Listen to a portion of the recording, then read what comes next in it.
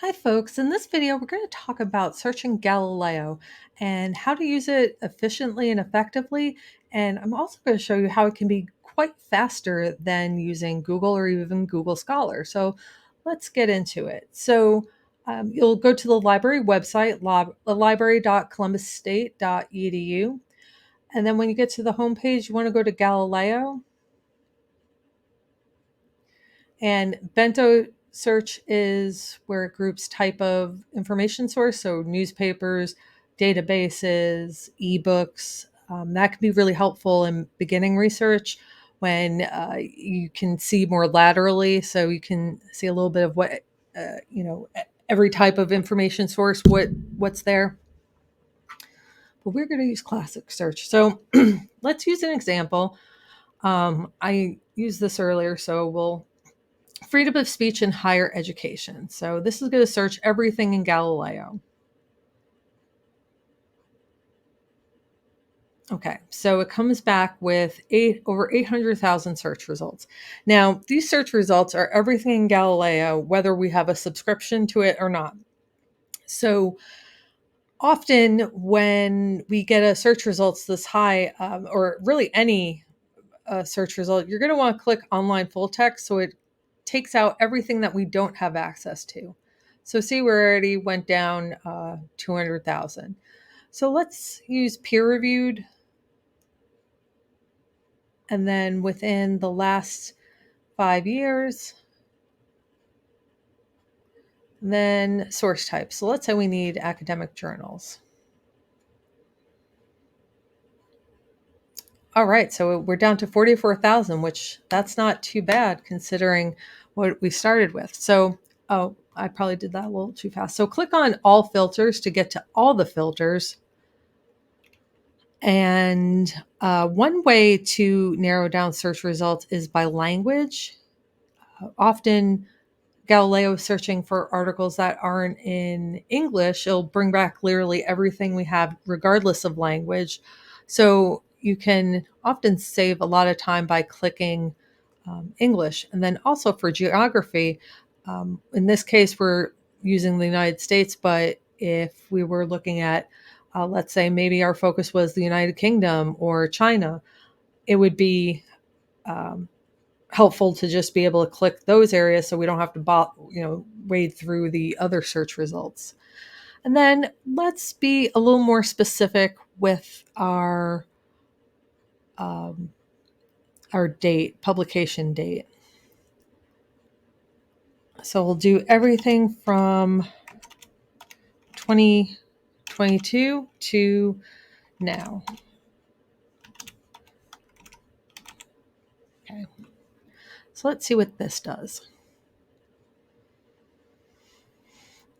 Okay, now we're 453 search results, which is still quite a bit, but we're in the really relevant territory. So we can also do is play around with the search words. What I'm going to do is add "and" in all caps, and what this will do is include all the phrases before and after it. So freedom of speech in higher education, and let's say college campuses.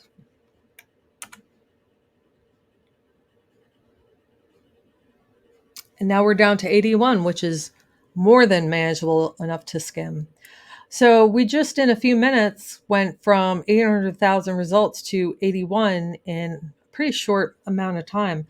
Uh, when you're playing around with keywords, often journal articles aren't categorized in the most intuitive search terms. So if you're stuck on search words, here's a tip that might help you out looking for additional sources. So if you can at least find one resource that is particularly helpful, and it really doesn't matter if it's a journal article or an ebook.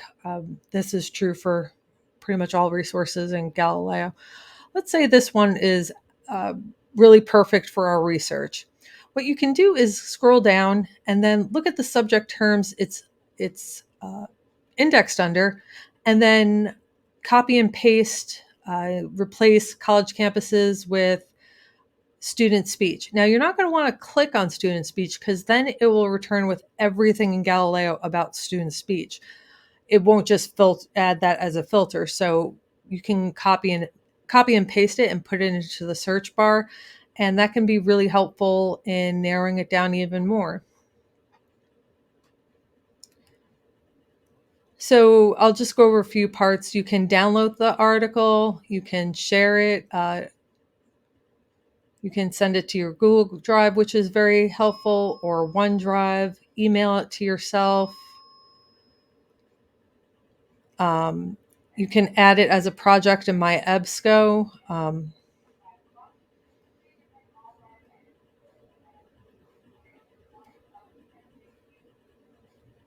So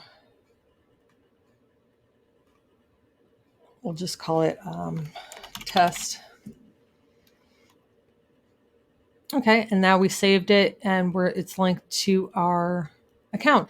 And then if you just want to save it for the search, you can click on the little bookmark and it will be saved.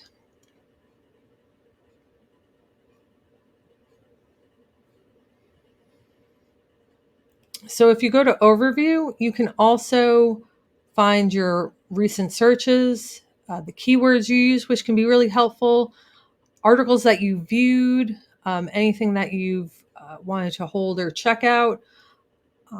So that this can be really helpful if you're coming back to research and you can't find the article that you went to. This can be very helpful in doing that. So.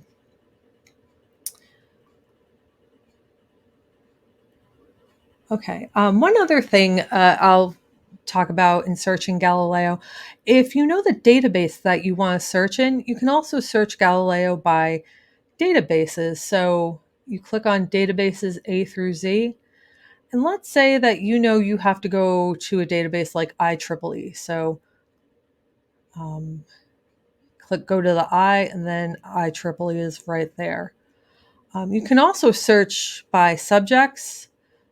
So click the subject drop down and then more, and this will give you databases that are related to each of the topics.